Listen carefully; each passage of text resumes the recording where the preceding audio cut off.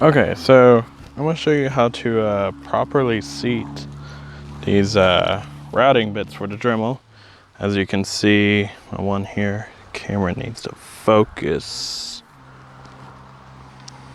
but well, the camera won't focus, so whatever. Anyways, I'm going to switch to this one, but there's a couple things we need to go over. First, you need to have this piece right here. This is the easy one to use generally. You can get the plunge router attachment, but it is extra money, and unless you want to spend more, you know, it's not really that necessary because you're not going to be using it so much unless you go to extreme projects like engraving stuff and whatnot. But anyways, so let's see here. So pretty much it's super easy to use. I'm gonna switch from this bit. Take this off, set it over here, and I'm gonna put this bit on, let's say about that deep. So when you put these in here, you don't want to put it all the way down, or you know, just a smidge in there, but you want to go down maybe about 1/4 of an inch, 1/2 inch, and then that'll be good. And then make sure you tighten it on, because these tend to slip a lot a bit in the coil right there. So, and then you'll take your routing attachment and put it on second, because you don't want to forget that, because see, if you would have dropped it further, then we would have been off and not been able to get to the right height we need. So another thing you're going to need, especially not being used to any of these, is need a scrap piece of wood that we can practice on. This will just help us see where our bit is setting and help us determine where we need to put it. So what I do is, you see where this spade here comes level? That's where I take this whole ring and level it out first. So if you do that, usually it gets it right on. Okay, so I'm back now. A freaking bee stung me. Usually bees don't bother me. I mean, it don't hurt that bad, but it's on my toe. Look at that. That's outrageous. If you ever get stung by a bee, I suggest first thing is putting I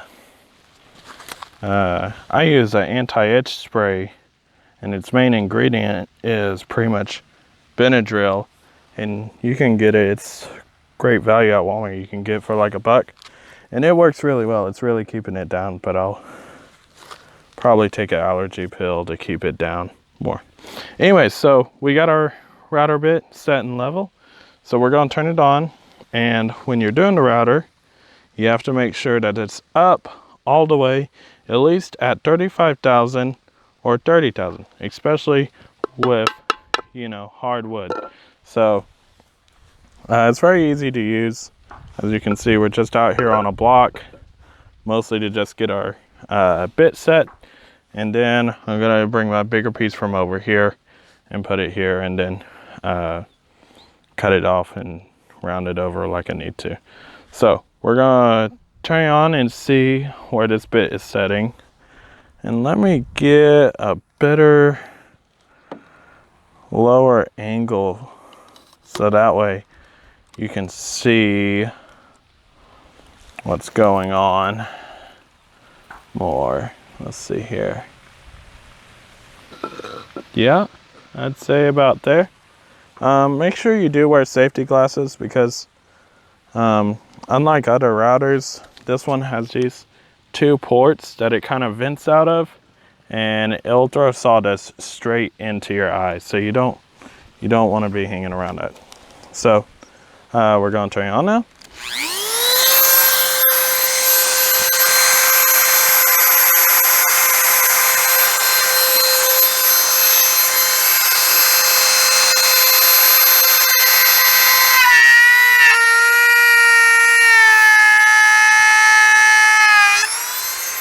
Okay, so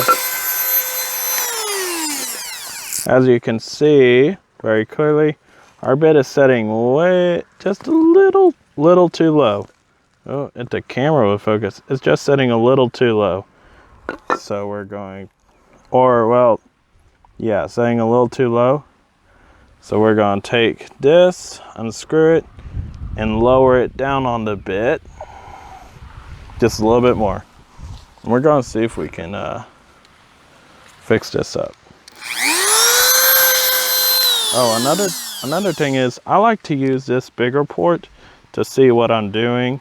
I find it the most useful, and I also usually use right-handed, and you got to make sure you keep it steady because it can kick back very easily. So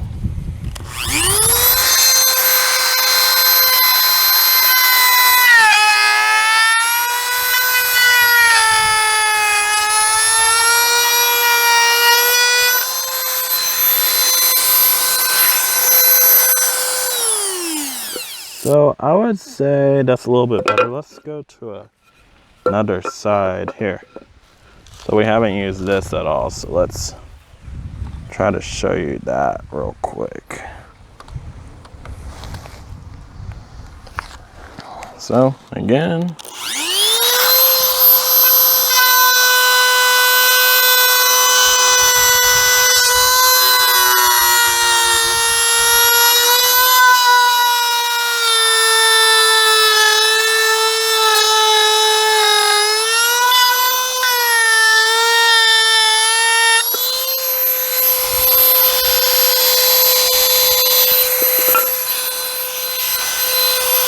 all right, so it looks like we have our bit set exactly where we want it. And as you can see, ooh, if I can get this tilted right, it's pretty uniform down through here. Now this is just our junk piece of wood to play around with. Another thing is you do have to make sure that you're keeping it level, because once you start cutting, you start losing a edge right here, and it's very easy to tip it one way or the other. So that's one thing to keep in mind. All right, so let's get our bigger piece here. Zoom out. And this is for my foldable desk. Now it may look like a rigged up job, and that's because it mostly is. I kind of did this just for the fun of it. And also because I needed a desk.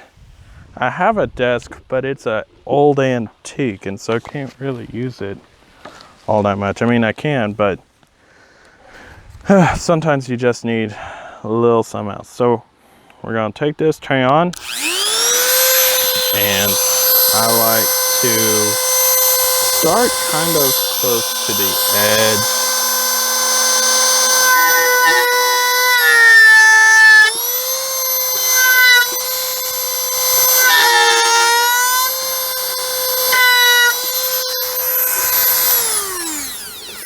Now, when I do these, I like going all the way to the edge and then coming back a little bit around. I like doing that right there, because then I know that this corner is all good and everything.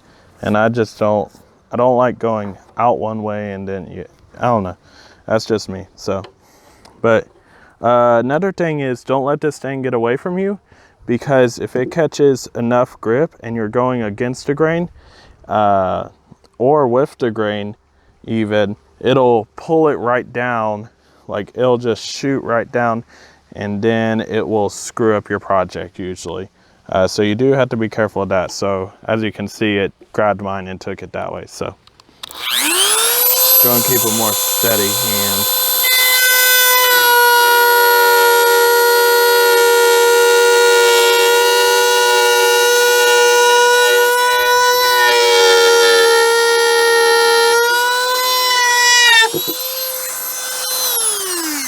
Okay, so it's coming out really good.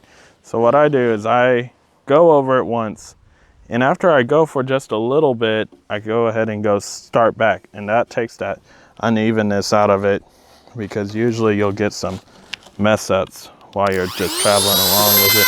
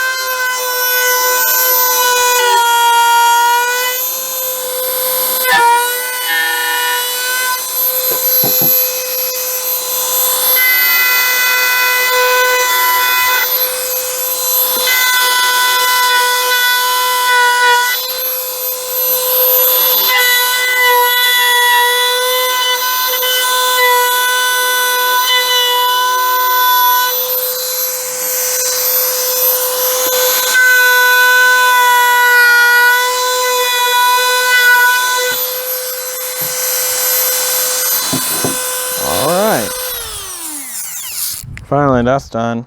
I also do wear earplugs while I'm doing this, mostly because it just kind of helps. You know, you need to pay attention to more things, and it doesn't let you get distracted by the noise or anything, or if someone else is trying to holler at you while you're working on stuff. So as you can see, that's what, get around here. So nice corners, we want to make sure we have that.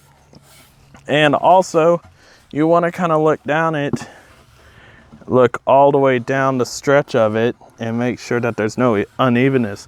If there is, we're going to use sandpaper and take that out, so that way we can make sure we're keeping it uniform, because if we went over it again with the router, we could cause further damage and get something that we actually do not want. So you want to be careful of that. But now it's time to take it in and put the rest of it together, and I'll show you a finished product of it. But I hope this video helps. I know some people probably didn't like my other one about my router bits, so that way this shows you more of how to use them.